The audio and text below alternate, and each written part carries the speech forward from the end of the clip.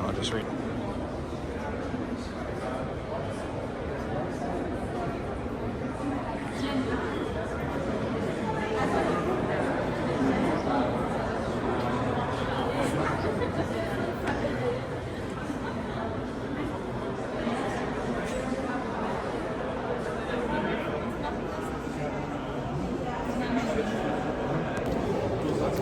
Good evening, friends. So I am at the apex of the dome, which is at the center of the Reichstag. You can see from here it's very symmetrical. The Reichstag is almost a perfect square with towers on each corner, and this structure rises from below and essentially has replaced almost everything in the Reichstag itself.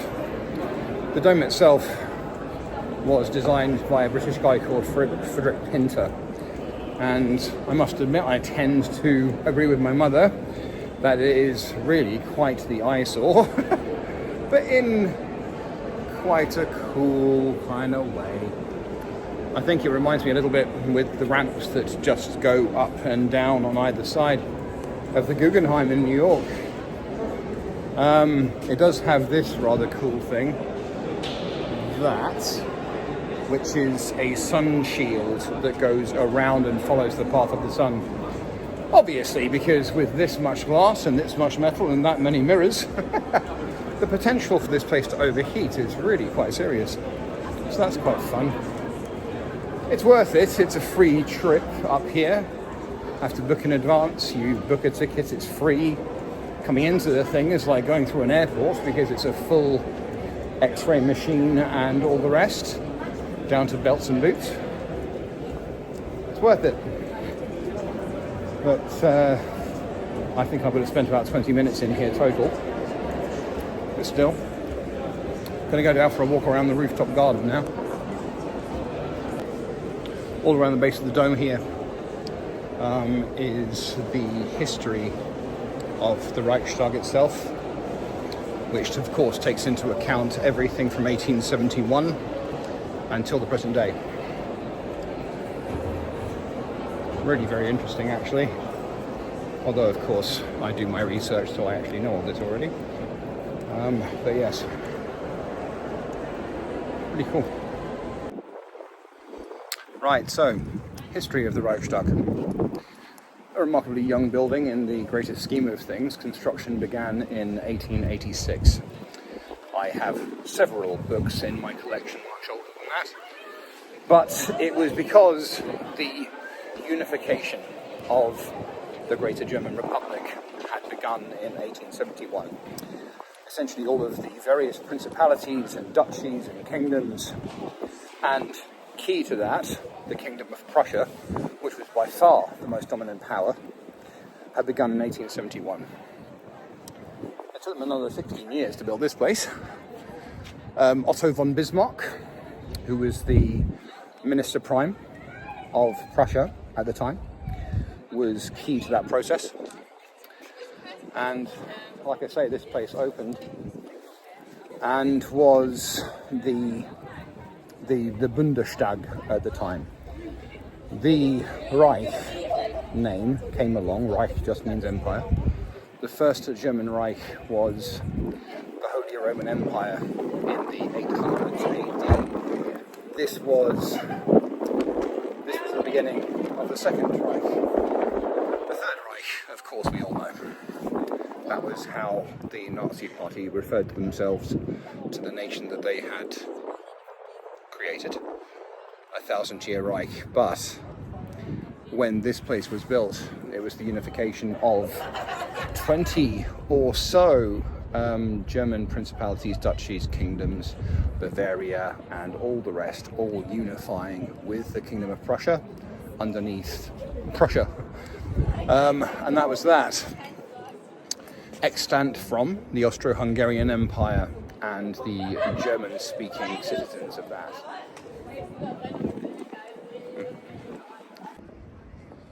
I really like that staircase kind of thing there. That is awesome.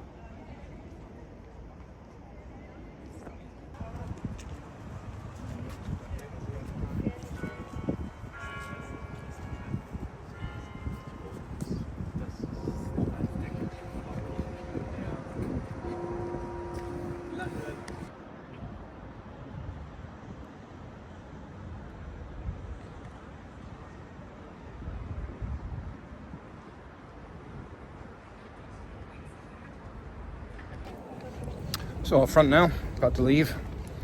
So the Third Reich. The Kingdom of Prussia was obviously defeated at the end of World War I, and after that time Germany became the Weimar Republic. Poland was separated out, and the Bundestag was the seat of government at that time. In 1933, Hitler was elected Chancellor of Germany, and that was the end of the Weimar Republic. As I think I mentioned in one of my Nuremberg videos, the first rally at the Nuremberg rally grounds was the rally of victory over the Weimar Republic. But the Reichstag fire in 1933 was a key event for the Nazis, because they used that as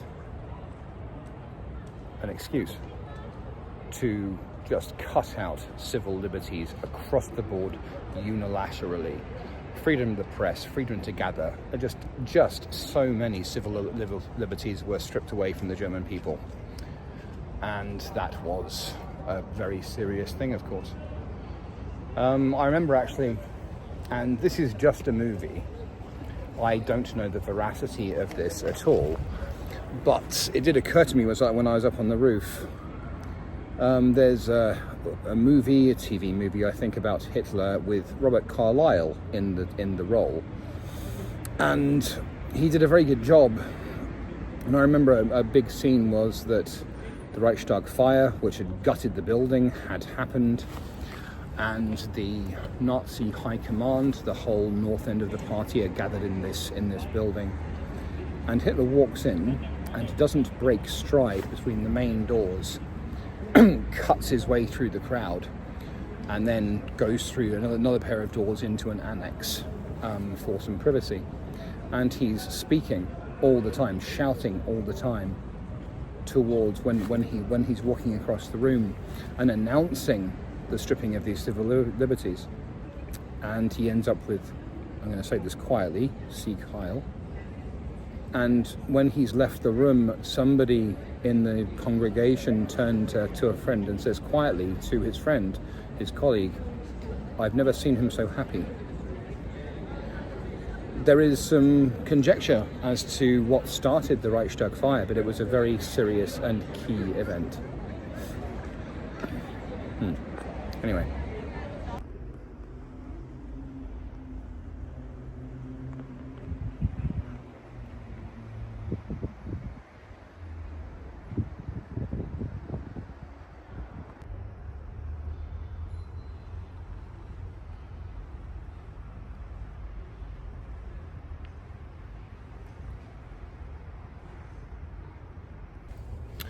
So I'm currently standing among the stelae at the Monument for the Murdered Jews in Europe, also known as the Holocaust Memorial, which is located in the Friedrichstadt district of Berlin, very central.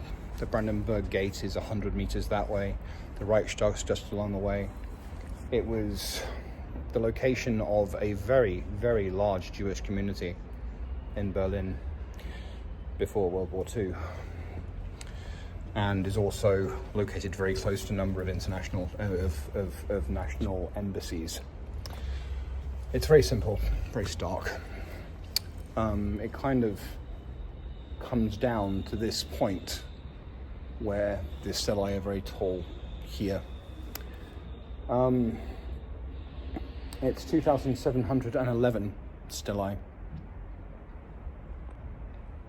and I think I found the underground area where some 3 million names are recorded. In the 60s, they asked Israel to provide as comprehensive a list as they could. I think it's about 3 million names, and they're recorded along this area.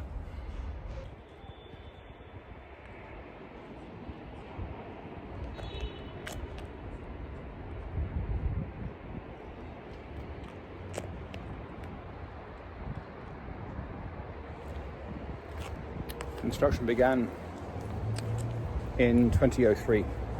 There was a television journalist by the name of Leah Rush, who was one of the key people, a small group of reasonably high-profile German citizens. They began talking about it in the 80s, and Leah Rush became a driving force, a key person on getting this place authorized and built and the rest.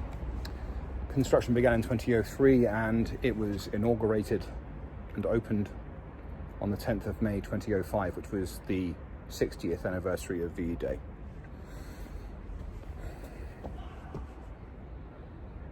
It's very stark, as it should be, and it's well named Memorial to the Murdered Jews of Europe. One thing I will say is that Germany did an extremely justifiable and good job in taking responsibility. Unlike, for example, Japan, where denazification happened, and to this day it is illegal to display Nazi iconography, to wear any kind of Nazi clothing, tattoos, absolutely anything. Actually, there were two Japanese tourists, naive as they were, who were caught on the steps of the Reichstag doing a Nazi salute for an Instagram photo or something. They were arrested for that. And the terminology used, the responsibility taken, is very, very clear. I mentioned a minute ago Japan. Japan has had a problem in the post-World War II era, and to this day, in accepting responsibility for what the Empire of Japan perpetrated. Because World War II really began with the Japanese invasion of China in 1937. That was really when the World War began. And the atrocities for which the Empire of Japan was seriously responsible, from the rape of Nanjing all the way through to Unit 731, which was a nightmarish facility. But these things are not taught in Japanese schools. They're not in textbooks. They're not taught. And so much of the Japanese population really believe that Japanese war crimes just didn't happen, and it's just hearsay and rumor and the victors, painting Japan as a monster. It's unfortunate, because if you can't look straight at the past, you're doomed to repeat it. Anyway, so this place is very central, very obvious, very clear. It's not, however, without its controversies. For example, as I mentioned before, below this place there is quite a large information centre and chamber that is now closed, with the names of 3 million Jews murdered by the Nazis and the Nazis' collaborators.